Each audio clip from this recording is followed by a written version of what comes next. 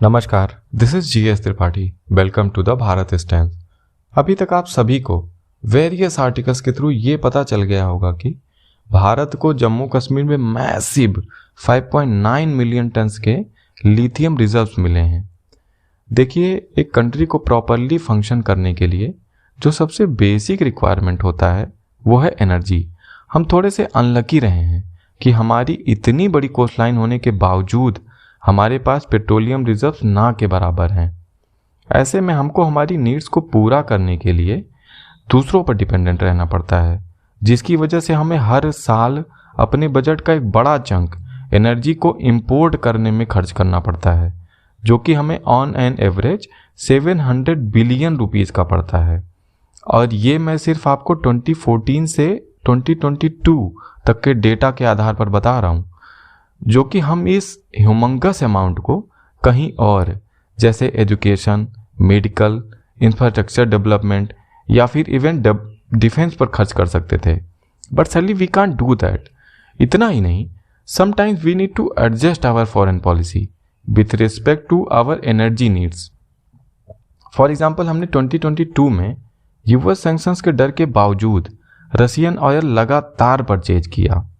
भले ही रशिया हमें discounted rate पर ऑयल क्यों ना दे रहा हो, फिर भी हमें पैसा तो पे करना ही पड़ता है ना। अगर मैं एक और एग्जांपल की बात करूं, हमने ईरान से तेल खरीदना बंद कर दिया, जबकि हमने बिलियंस ऑफ डॉलर की इन्वेस्टमेंट ईरान के चाबहार पोर्ट में कर रखी थी, जिससे हम सेंट्रल एशिया से एक बेहतर ट्रेड कर सकें। ये सारी कंप्रोमाइजेस अपनी एनर्जी नीड्स को पूरा करने के लिए करना पड़ता है। अगर हम अपने एनर्जी नीड्स में आत्मनिर्भर होंगे तो हमें किसी के अकॉर्डिंग अपनी फॉरेन पॉलिसी नहीं डिसाइड करनी पड़ेगी। In that case we can have free and independent foreign policy. शायद इसी सोच के कारण भारत ने 2030 तक इलेक्ट्रिक व्हीकल्स का शेयर 30% करने का डिसाइड किया है, जिसमें 30% private cars, 70% commercial vehicles and approximately 2 wheelers का शेयर सेल्स में लगभग 80% रहने वाला है। लेकिन इलेक्ट्रिक व्हीकल्स में जो बैटरी लगती है वो लिथियम की बनी होती है। उसके लिए लिथियम आयन का होना बहुत ज़रूरी होता है। अगर मैं बात करूं वर्ल्ड में लिथियम रिजर्व्स की, तो अर्जेंटीना के पास सबसे ज़्यादा लिथियम रिजर्व्स हैं। अकेले अर्जेंटीना के पास ही 19 मिलियन टन के रिजर्व्स हैं। 6.4 मिलियन रिजर्व्स के साथ ऑस्ट्रेलिया आपको इस लिस्ट में दूसरे नंबर पर मिलेगा। और इसीलिए शायद भारत के फाइनेंस मिनिस्टर एस जयशंकर ने अभी अभी अर्जेंटीना को विजिट किया था, जहां उनकी अर्जेंटीनियन मिनिस्टर के साथ मेसी की जर्सी पकड़े हुए फोटो बहुत वायरल हुई थी, जिसे शायद आप लोगों ने भी देखा होगा। अब जब मिनिस्ट्री ऑफ माइंस के ट्वीट से ये बात साफ हो जाती है कि जम्मू एंड कश्मीर में जो रैसी डिस्ट्रिक्ट है वहाँ पे 5.9 मिलियन टन के लिथियम रिजर्व्स मिले हैं, ये बात जियोग्राफिकल सर्वे ऑफ इंडिया ने भी कंफर्म कर दी है।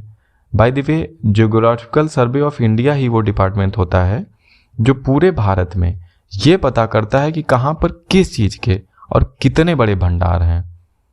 इन रिजर्व्स के मिलने के बाद आप देखेंगे कि इस वर्ल्ड लिथियम रिजर्व की लिस्ट में भारत का भी नाम आपको दिखेगा। इस मैसिव रिजर्व फाइंडिंग के बाद भारत अपने गोल्स को बड़ी आसानी से अचीव कर सकता है, चाहे वो COP26 की ग्लासगो में हुई मीटिंग में PM मोदी द्वारा भारत के 2070 तक कार्बन न्यूट्रल बनने की बात हो, या फिर 2030 तक 500 gigawatt non fossil energy capacity की बात क्यों ना हो। क्योंकि स्वयं के रिजर्व्स होने पर आप चीज़ों को अपने ढंग से और बेहतर तरीके से प्लान कर सकते हैं, और शायद तब आपको अपनी एनर्जी नीड्स को पूरा करने के लिए किसी और पे डिपेंडेंट नहीं रहना पड़ेगा। इसी पॉजिटिव नोट पे मैं इस वीडियो को एंड करूंगा, लेकिन जाने से पहले एक सिंपल सा क्वेश्चन आपसे जरूर पूछूंगा। What is the capital and currency of Argentina? Let me know in the comment section. Thanks for watching.